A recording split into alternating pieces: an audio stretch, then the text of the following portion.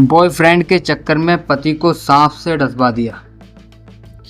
मेरठ में स्कूल मालिक पति को सांप से डसवाकर हत्या करने वाली पत्नी दामिनी जेल में रात रात भर करवटें बदलती रही। उसकी आंखों से नींद गायब है। 18 जुलाई को जेल के अंदर जाने के बाद से ही दामिनी बार बार बॉयफ्रेंड का नाम लेती रही। वो जिद करती रही कि उसे एक बार बॉयफ्रेंड तुषार से मिलवा दिया जाए।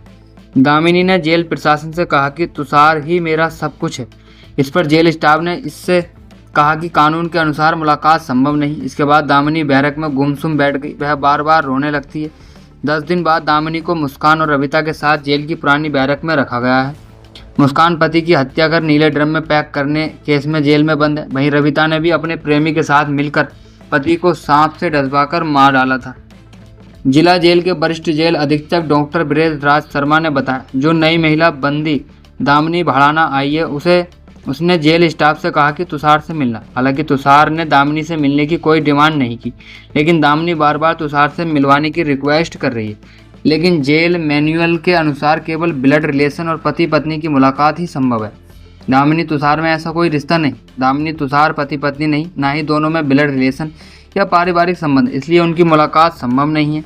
दामिनी की महिला स्टाफ ने बताया कि तुषार से उसकी मुलाकात नहीं हो सकती। दामिनी को सांप की व्यवस्था कराने वाले सोनू और उदय भी जेल में हैं। इन दोनों का व्यवहार सामान्य है। चारों से मिलने जेल में अब तक ना तो कोई उनके घर वाले आए हैं और ना ही कोई अन्य आया है। जेल में दामिनी की शनिवार 18 जुलाई की पहली रात करवटें बदलते हुए कटी। शाम को जेल स्टाफ खाना लाया तो उसने बड़ी मुश्किल से एक रोटी खाई। पहले वो मना करती रही, बाद में सख्ती होने पर उसने रोटी खाई। बैरक में अन्य महिला बंदी आपस में बात करती रहीं, लेकिन दामिनी अकेली कभी काफ़ी देर तक खड़ी रहती थी, कभी माथे पर हाथ रखकर बैठ जाती, कभी वहीं टहलने लगती। उसने पहले दिन किसी से कोई बात नहीं की। रात को भी अपने बिस्तर पर करवटें बदलती रही।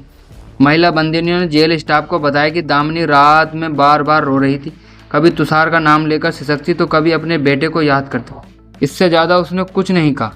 डॉक्टर ब्रजेश राज शर्मा ने बताया कि 18 जुलाई को हस्तिनापुर में तुषार पायला और दामिनी भड़ाना, सोनू और उदय जेल में दाखिल हुए। उनके ऊपर स्कूल संचालक अतुल को सांप से डसवाकर हत्या कराने का आरोप है। चारों नए बंदे हैं, इसलिए इनको अभी 10 दिन तक नई बंदियों के साथ रहना होगा। चारों को नई बंदियों की बैरक में अलग अलग रखा गया। तुषार, सोनू और उदय पुरुष बैरक में है, दामिनी महिला बैरक में है। दामिनी को बैरक नंबर 12A में रखा गया है। वरिष्ठ जेल अधीक्षक ने बताया कि जेल नियमावली के मुताबिक दामिनी को 10 दिन नए बंदियों के बीच रखने के बाद पुराने बंदियों की बैरक में शिफ्ट किया जाएगा। पति की हत्या कर नीले ड्रम में पैक करने वाली मुस्कान, प्रेमी के साथ पति का गला घोंटने और फिर सांप से डसवाकर मारने की आरोपी रविता भी इसी जेल में पुरानी महिला बंदी है।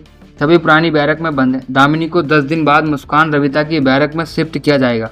हालांकि अभी रविता या मुस्कान से दामिनी की कोई मुलाकात या बातचीत नहीं हुई।